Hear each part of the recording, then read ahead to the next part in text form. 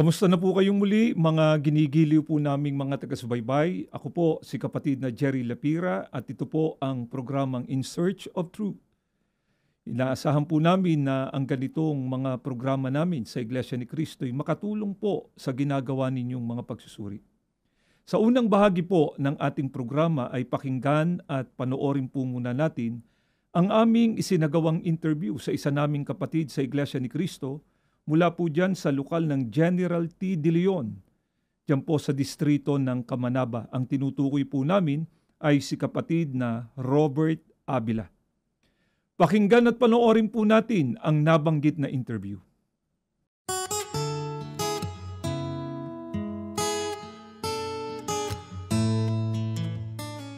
Ako po si kapatid na Roberto Abila Jr. Sa lokal po ng Gente de Leon, distrito po ng Camanaba. Ako po ay, ang kasalukuyang tungkulin ko po sa ngayon ay panglimang Pangulong Diakono po sa aming lokal. Ang pangalan po ng aking may bahay, ang kapatid po na Junora De Jesus Abila, at ang aming anak ay isa po, ang kapatid na John Liobert, isa pong mang-aawit. At yung ang aking may bahay po ay ang tungkulin ay nasa finance, diakonisa po, at may tungkulin din po sa Kapisanang Buklod. Ang kasalukuyang hanap buhay ko po sa ngayon ay tricycle operator po. Ang dati ko pong relihiyon ay Katoliko po. Totoo po niyan, ako ay active po sa Katoliko. Isa po akong charismatic. Sa lugar po kasi namin, sa barangay namin, uso po yung sayawan noon eh. Kaya ang ginagawa namin, mga magkabarkada, nagpapasayaw po kami. Yung naiipon po namin mga pera, yun po yung mga pinagagawa namin ng mga upuan, mga sa altar po ng simbahan po ng aming simbahan po sa may barangay po namin. Pagka dumarating po ang Kapaskuhan, yung pong simbang gabi po ay tinatapos ko po yun. Kasama ko po yung mga barkada po namin. Ginagawa ko po yung masigla na maging aktibo doon po sa relihiyon namin sa Katoliko. Dahil lang po talaga sa mga kaibigan. Kaya yung sa relihiyon namin, hindi masyado ganong kalalim yung pagkakilala ko sa relihiyon namin. Subalit, nung may nakilala po akong kasama ko sa trabaho na Iglesia ni Cristo, inanyayahan niya po ako na dumalo po sa gawain o sa pamamahayag. Dumalo rin po ako, pero wala po sa loob ko. Pero po nung inanyayahan na po ako dumalo sa pagsamba, doon po na biyayaan po ako dahil napakabiyaya po ng ginawa naming mga pagsamba noon araw na yon. Kaya doon po na mulat ako, talagang sabi ko po talagang may Diyos po ang Iglesia ni Cristo. Nung nabiyayaan po ako doon sa ginawa naming pagsamba, sinabi ko po doon sa nag-anyaya sa akin. Kaya ang sabi niya sa akin, tuloy-tuloy lang po yung pagsamba po. Kaya hanggang doon sa nagpasya na po akong nagpatala sa doktrina. Sa panahon po ng doktrina, napakalayo po ng pagkakaiba po talaga ng Iglesia ni Cristo at saka nung Katoliko. Kasi nung una po, ang gusto ko talagang inuulam ay dinuguan po talaga. Yan ang paborito kong pagkain po. Pero nung nalaman ko po sa doktrina po ng Iglesia ni Cristo na bawal kumain ng dugo dahil yan po ang dugo ay buhay, doon po ako talaga na nagpasya na ipagpatuloy ko po yung aking pagka-Iglesia ni Cristo. Pinaniwalaan ko po yung sa pagbabawal po ng pagkain ng dugo, dahil din po dun sa nakasulat po sa Biblia sa Levitico. Sa panahon po ng pagdodoktrina, nga po, nagdodoktrina na po ako, tinanong ko po yon kung bakit ang Iglesia lang ni Cristo ang maliligtas. Sinagot po ako ng manggagawa doon sa tinanong ko na bakit kayo lang ang maliligtas. Ang sagot po ng manggagawa, nakasulat po sa Biblia na ang ililigtas po ang Iglesia ni Cristo kasi yun ang katawan ng Panginoong Hesukristo at ang ulo ay ang ating Panginoong Hesukristo. Kaya simula nung nasagot po yung katanungan, ay nagpasya na po talaga akong umanib sa Iglesia ni Cristo. At nagpatuloy po ako sa pagdalo, sa pagsamba. Ang totoo niyan, wala po talaga akong pagliban sa pagsamba, maging sa pagdodoktrina, hanggang sa ako po ay nabautismuhan. Ako po nabautismuhan noong December 20, 1998 po, sa lokal po ng Sentral. Nung ako po ay nagpasyang umanib sa Iglesia ni Cristo, hindi po madali sa akin. Kasi ako lang po ang Iglesia ni Cristo, ako lang po ang Iglesia ni Cristo, ang daming nag-uusig po sa akin, mga kamag-anak ko, mga kaibigan. Ang sabi nga sa akin kapag dumarating ako galing sa pagsamba, nandito na po yung pastor. Nandito na po yung pastor. Tagayan niyo po yung pastor natin. Ang isa pa nga niyan, yung asawa po ng kapatid ko, sinasadya talaga na magluto ng dinuguan dahil ang alam nila, yun talaga ang paborito kong pagkain. Hindi po ako kumain. Hindi na rin po ako uminom. Kaya sabi ko sa kanila, hindi na po ako iinom, hindi na po kakain yan dahil bawal po sa amin yan. Sa paglipas po ng panahon, napatunayan ko po talaga na hindi po ako nagkamali sa pag-anib po sa loob ng Iglesia ni Cristo. Napatunayan ko na may Diyos po. Sapagkat tinulungan niya po ako. Unang-una, binigyan niya po ako ng magandang pamilya. Binigyan niya rin po ako ng magandang hanap buhay. Talagang ibiniyaya po sa amin lahat po ng aming pangangailangan. At higit sa lahat po, yung aking pinagpapasalamat, biniyayaan niya po ako ng tungkulin na pinagkatiwala po na panglimang Pangulong Diakono po sa aming lokal, sa lokal po ng Gente de Leon. Kung noon po, nung sa Katoliko po, barkada lang po talaga yung paglilingkod ko. Pero dito po sa loob ng Iglesia ni Cristo, ang paglilingkod ko po ay buong puso. Ang pinaglilingkuran po kasi natin ay ang Panginoong Diyos. Kaya itong paglilingkod ko na ito, habang ako'y nabubuhay, maglilingkod po ako sa ating Panginoon Diyos. Tutuparin ko ang tungkulin, anuman ang tungkuling ipinagkaloob sa akin, kasama po ng aking buong pamilya, maglilingkod po kami ng buong katapatan. Ako po si kapatid na Roberto Avila Jr., ikinararangal ko po na ako'y Iglesia ni Cristo. Ang napanood at napakinggan po natin ay ang aming isinagawang interview kay kapatid na Robert Avila mula po dyan sa Distrito Eklesyastiko ng Kamanaba, dyan po sa lokal ng General T. De Leon. At sa aming pong pagbabalik ay isasagawa na po natin ang pag-aaral ng mga salita ng ating Panginoong Diyos. Huwag po kayong bibitiw, magbabalik po ang programang ito pagkatapos po na makapagpakilala ng aming himpilan. Nakikinig kayo sa Iglesia ni Cristo Radio, DZEM 954, ang tinig ng katotohanan.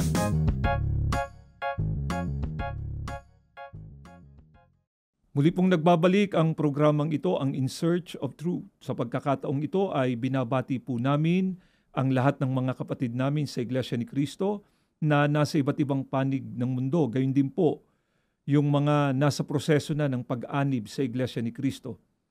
Gayon din po, binabati namin ang sambahayan ni kapatid na Robert Avila na kanina po ay ating na-interview. Si kapatid na Robert po ay isang masiglang may tungkulin diyan po sa lokal ng General T. De Leon sa Distrito Eklesyastiko ng Kamanaba.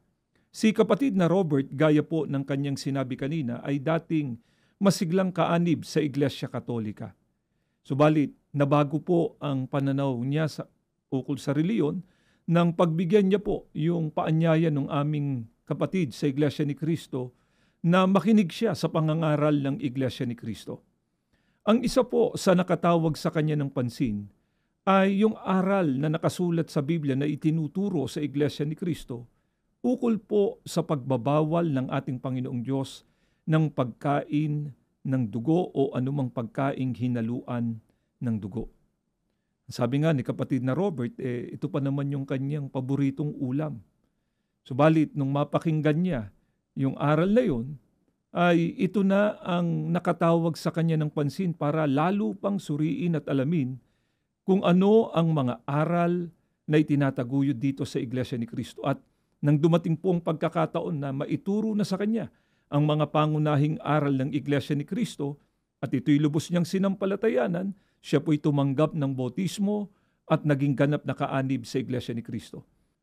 Mga kaibigan, alam po natin, lalong-lalo na dito sa Pilipinas, ang pagkain ng dugo ay karaniwan na pong ginagawa ng maraming mga tao. Subalit alam din po nung nakararami sa panig naming mga kaanib sa Iglesia ni Cristo, hindi po kakain ng anumang pagkaing hinaluan ng dugo o ng dinuguan ang isang tunay na kaanib sa Iglesia ni Cristo sapagkat maliwanag po na sinasampalatayanan namin na nakasulat sa Biblia na ito po ay ipinagbabawal ng ating Panginoong Diyos. Pagka ang pag-uusapan po ay kung alin ang dapat kainin at pwedeng kainin, alam po natin na kung meron mang makapagsasabi noon sa tao, ay walang iba kundi ang ating Panginoong Diyos sapagkat ang Diyos po ang lumalang sa tao. Pagka nilabag ng tao, yung pagbabawal ng ating Panginoong Diyos na kainin ng tao, tiyak mapapahamak siya at hindi siya mapapabuti. Ito po ba ay napatunayan na sa pangyayari? Ano nga po ba ang pangyayari na mababasa natin sa Biblia na napakabigat na kasalanan ang nagawa ng tao nang labagin nila yung tuntuning ibinigay ng Diyos sa tao tungkol sa kung alin ang dapat at hindi dapat nakainin. Pakinggan po ninyo at babasahin ko ang nakasulat dito po sa Genesis sa 2:16 hanggang 17 ay ganito po ang maliwanag na pagtuturo sa atin. At iniutos ng Panginoong Diyos sa lalaki na sinabi, sa lahat ng punong kahoy sa halamanan ay makakakain ka ng may kalayaan. Dadapot sa kahoy ng pagkakilala ng mabuti at masama ay huwag kang kakain, sapagkat sa araw na ikaw ay kumain niyaon, ay walang pagsalang mamamatay ka. Kailan pa po ibinigay ng ating Panginoong Diyos ang tuntunin tungkol sa kung alin ang dapat at hindi dapat kainin ng tao? Kung inyo pong napansin, ibinigay na ng ating Panginoong Diyos ang tuntuning ito sa mga unang tao pa lamang na kanyang nilalang. Ibinigay ng ating Panginoong Diyos ang kautusan sa mga unang tao, kila Adan at Eva, kung alin ang pwedeng kainin at kung alin ang hindi dapat nakainin. Subalit alam po natin, nilabag po ng mga unang tao ang utos na ito ng ating Panginoong Diyos. Kinain nila yung bunga ng punong kahoy sa gitna ng halamanan ng Eden na ipinagbabawal ng ating Panginoong Diyos na kainin.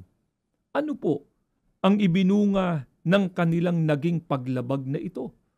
Pakinggan ninyo dito pa rin po sa Genesis, sa 3:17 hanggang 19, itutuloy pa po natin sa 23 hanggang 24. At kay Adan ay sinabi, sapagkat iyong dininig ang tinig ng iyong asawa, at kumain ka ng bunga ng punong kahoy na aking iniutos sa iyo na sinabi, huwag kang kakain niyaon, sumpain ng lupa dahil sa iyo. Kakain ka sa kanya sa pamamagitan ng iyong pagpapagal sa lahat ng mga araw ng iyong buhay. Ang isisibol niyaon sa iyo ay mga tinik at mga dawag, at kakain ka ng pananim sa parang. Sa pawis ng iyong muka ay kakain ka ng tinapay, hanggang sa ikaw ay mauwi sa lupa, sapagkat diyang ka kinuha, sapagkat ikaw ay alabok, at sa alabok ka uuwi. Kaya, pinalaya siya ng Panginoong Diyos sa halamanan ng Eden, upang kanyang bukirin ang lupaing pinagkunan sa kanya. Ano pat itinaboy ang lalaki, at inilagay sa silanganan ng halamanan ng Eden ang mga kerubin at ang isang nagniningas na tabak na umiikot upang ingatan ang daan patungo sa kahoy ng buhay. Ang ating pong inaalam, mga kaibigan, napabuti po ba ang mga unang tao sa kanilang paglabag sa tuntuning ibinigay ng ating Panginoong Diyos tungkol sa dapat at hindi dapat kainin? Maliwanag po ang mga talatang binasa po namin sa inyo kung ano nangyari sa kanila. Napakasama po ng nangyari sa kanila. Sila po ay pinalayas ng ating Panginoong Diyos sa halamanan ng Eden at ang tao po ay nagkaroon na ng kamatayan. Hindi lamang po yun. Yung pagkain, nakakainin na ng tao, ang sabi nga kanina sa talata, pagpapagala na ng tao. Kaya napakasama po ng ibinunga ng ginawa nilang paglabag sa tuntuning ibinigay ng ating Panginoong Diyos kung alin ang pwedeng kainin at kung alin po ang hindi dapat nakainin.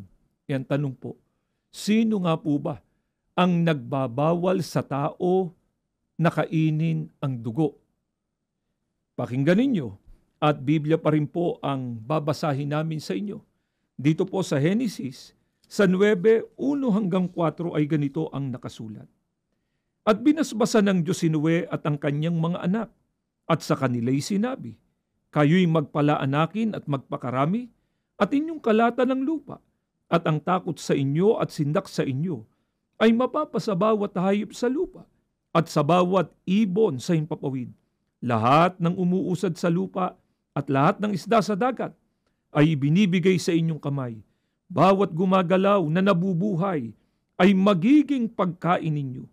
Gaya ng mga sariwang pananim, na lahat ay ibinibigay ko sa inyo. Ngunit, ang lamang may buhay, na siya niyang dugo, ay huwag ninyong kakanin.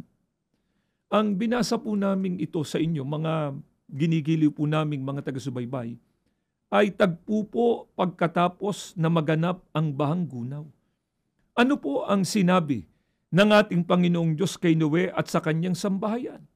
Dito po ay sinabi ng Diyos sa kanila kung ano lamang ang maaari nilang kainin at kung alin ang hindi dapat kainin. Ano po ba o ano-ano po ba ang maaari nilang kainin? Hindi lamang po ang mga pananim ang maaari nilang kainin, kundi maging ang mga gumagalaw na nabubuhay ay maaari po nilang kainin. Ang mga isda sa dagat, ang mga ibon sa himpapawid, at ang mga hayop sa lupa.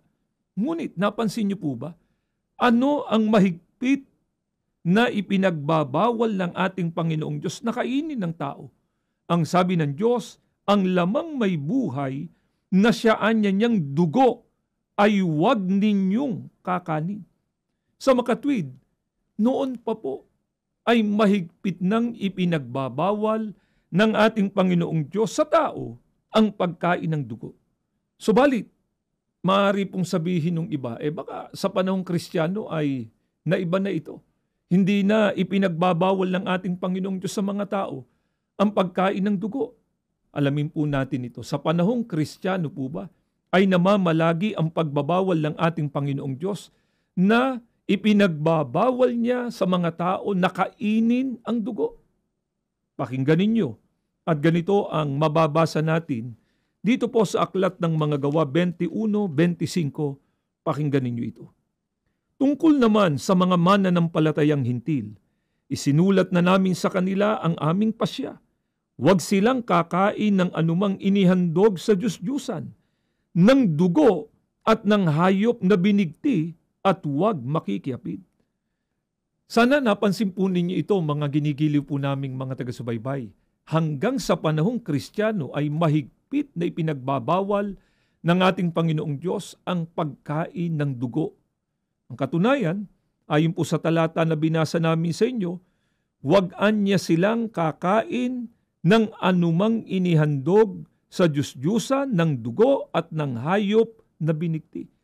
Pagka po sinabing huwag, klarong-klaro po, bawal po ito ng ating Panginoong Diyos.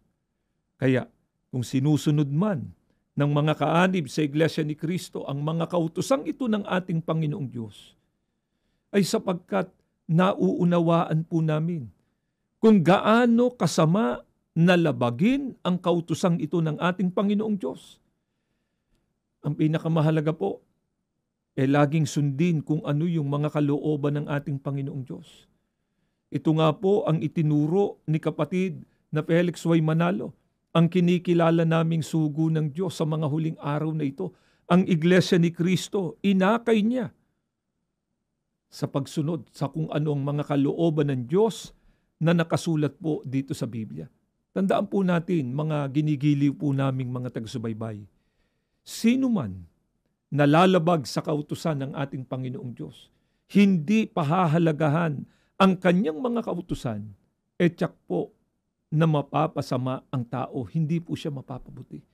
Yan na po ay napatunayan na sa mga unang tao nang labagin nila yung tuntunin ng ating Panginoong Diyos sa kung alin ang dapat na kainin at hindi dapat kainin.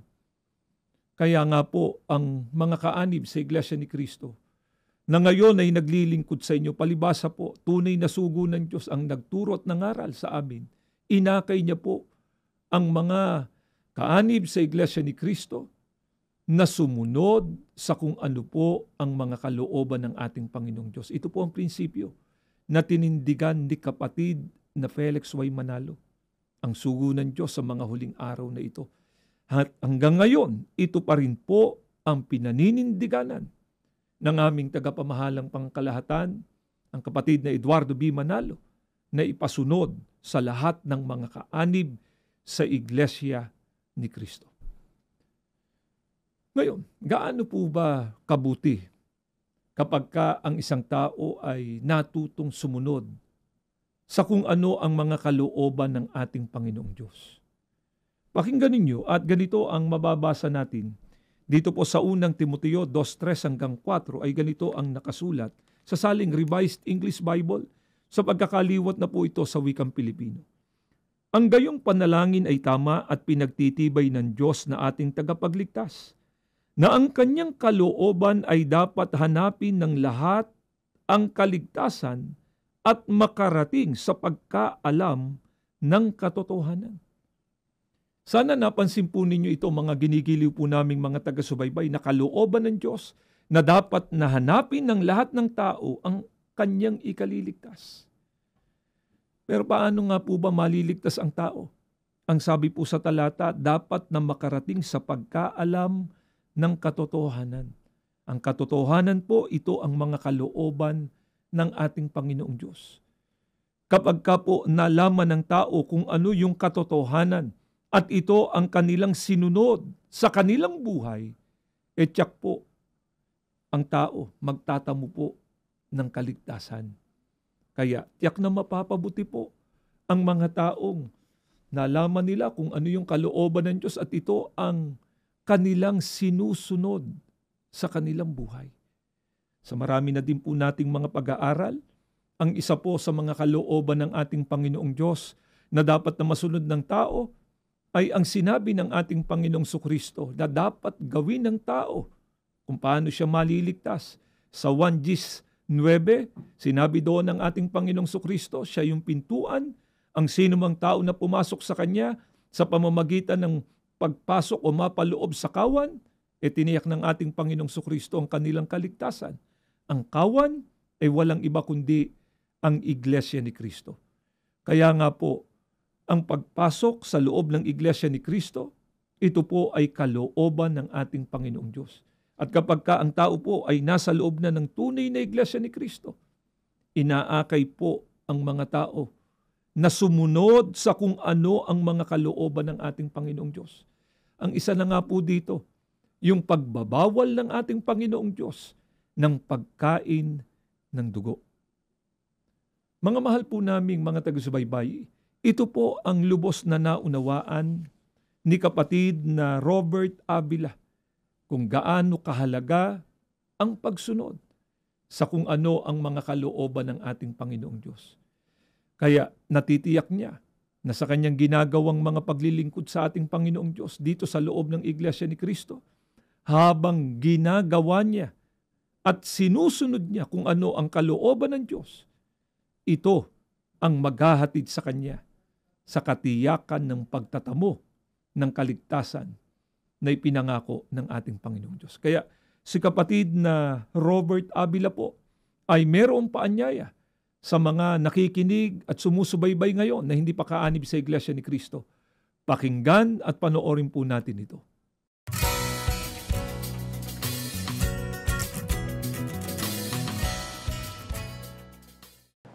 Inaanyayahan ko po yung mga hindi pa po kaanib sa Iglesia ni Cristo, lalong-lalo na po ang aking mga kamag-anak, mga kapatid na hindi pa po natawag sa loob ng Iglesia ni Cristo. Nais ko po kasi kayo anyayahan sa loob ng Iglesia ni Cristo para kayo rin ay magtamo ng kaligtasan. Pagdating ng araw ng paghuhukom, magsama-sama tayo doon sa bayang banal. Nawa po ay nakatulong ang ginawa naming paglalahad na ito ng mga kalooban ng Diyos sa inyong ginagawang mga pagsusuri. At bago po tayo magtapos ay inaanyayahan po namin kayo sa isang panalangin. Panginoon po naming Diyos, nagpapasalamat kami ng napakarami. Muli pong ginamit ang palatuntunang ito para maipahayag ang iyong mga kalooban. Maawa ka nawa po sa mga nakapakinig na hindi pa kaanib sa Iglesia ni Cristo. Ang mga katotohanan kanilang napakinggan ay magbigay daan na para lalo nilang suriin at alamin ang halaga ng Iglesia ni Cristo sa kanilang buhay. At kung loloobin mo aming Ama, magkasama-sama na po kaming lahat sa loob po ng Iglesia ni Cristo. Panginoong Jesucristo, lumalapit din po kami sa iyo. Pakipamagitan sa amang aming mga panalangin upang matanggap namin ang mga biyaya at pagpapala na kailangan po ng iyong mga hinirang. Ama, sa muli naming paglapit sa iyo, hindi namin nakakalimutang ipanalangin ang kapatid na Eduardo B. Manalo, ang aming tagapamahalang pangkalahatan. Patuloy na ipagkaloob ang pinakamabuting kalusugan, ang karunungan at kapangyarihang kanilang kailangan na ginagamit nila sa pangunguna sa kabuuan ng iyong bayan. Ang lahat inihiling na po namin sa pangalan po ng aming tagapagligtas na si Kristo Jesus. Amen.